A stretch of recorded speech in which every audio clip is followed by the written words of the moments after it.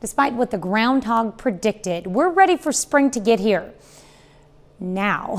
So Howard shows us how to make a spring-inspired dish. It's ravioli pesto pie time in the Mr. Food Test Kitchen.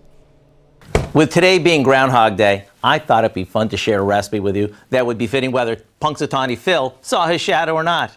You see, if he did, that means we would have 6 more weeks of winter, and this dish would be perfect since it's so comforting. On the other hand, if he didn't see his shadow, that would mean that spring would come early, so all the springtime flavors in this dish would be even more timely. All we do is boil a bag of frozen ravioli according to the package directions.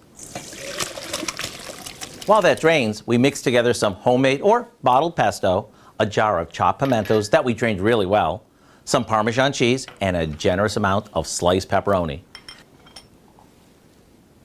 Now we add the ravioli and give it a good toss.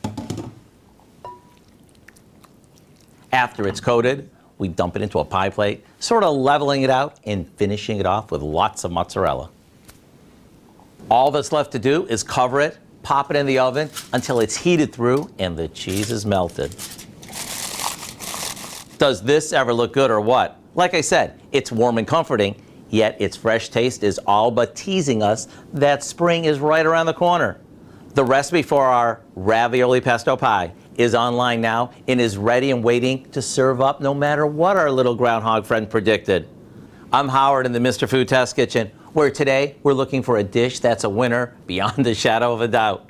In other words, ooh, it's so good.